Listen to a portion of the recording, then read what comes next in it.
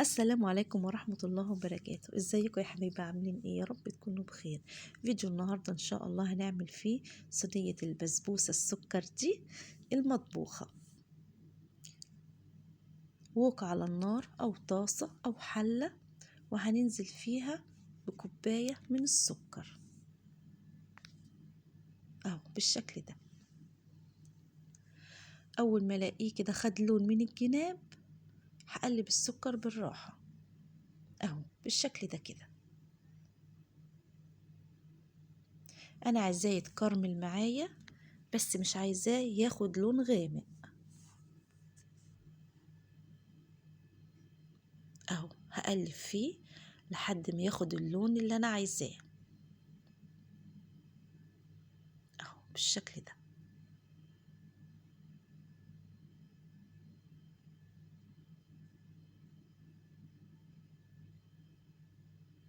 هبدأ اقلب فيه بالراحة عشان ما ياخدش لونه ويتحرق من الجوانب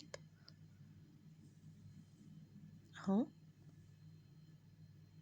لحد ما يوصل للون الحلو الجميل الذهبي ده.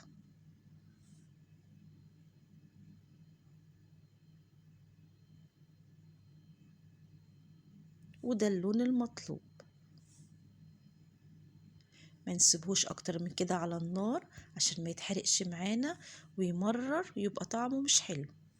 هنزل بكوباية من المية المغلية، ما تخافيش توطي النار وتخلي بالك على ايديكي. اول ما هنزل طبعا بالمية هيتكتل معايا، ما تقلقيش. ههدي على النار وهدوبه اهو. كان هنا دب معايا. هنزل بنص كوباية من جوز الهند، نص كوباية من القشطة، لو ما عنديش قشطة ممكن استبدلها بعلبة زبادي، رشة من الفانيليا، وهبدأ ان انا هقلبهم على النار. اول ما احس ان القشطة خلاص دابت مع الخليط بتاعي هنزل بمعلقتين من السمنة البلدي، معلقتين كبار، وهدوب اهو بالشكل ده. هنا بقى هنزل بكوبايتين كبار من سميد البسبوسة اللي هو العادي من عند العطار، ممكن تجيبيه من غير اي اضافات، وهقلبهم مع بعض. هنا بقى صينية عندي دي مقاس 30، هحط لها معلقة من السمنة البلدي زي ما انتوا شايفين حبيبتي كده، وهنزل بالخليط بتاعي اهو. هنا كنت رصيته. عندك بقى اي مكسرات مش عايزة مكسرات براحتك برضو. انا هنا كان عندي شوية مكسرات حطيتهم على الوش وضغطت عليهم ضغطة خفيفة عشان ما يطلعوش مني، ودخلتها الفرن. هنا كوبايتين من المية على كوبايتين ونص من السكر.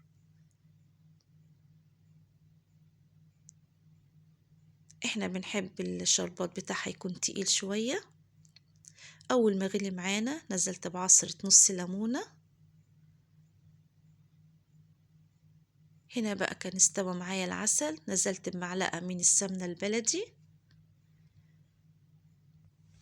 هنا البسبوسة بقى كانت استوت معايا وطلعتها.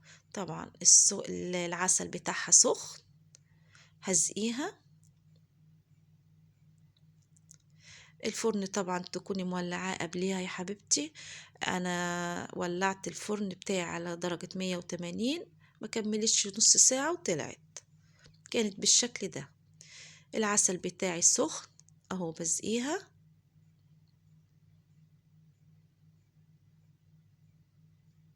ما تقلقيش منها اهو، العسل بيتشرب، البسبوسة اهي بتشرب العسل بتاعي، ما تقلقيش. وده كان شكلها، شايفة؟ حطيت ايدي اهي عملت علامة، يبقى كده ان البسبوسة بتاعتي ناجحة. هقطع منها حتة اهو بالشكل ده كده.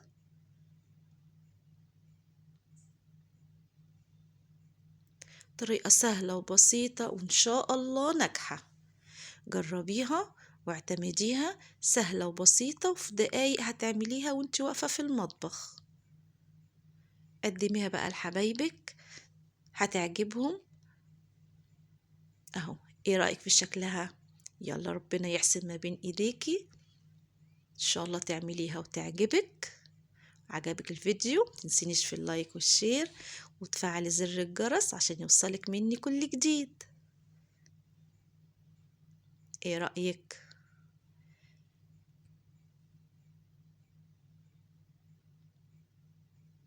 يا رب الفيديو يكون عجبكم. اسيبك في رعاية الله واقولك ايه، السلام عليكم.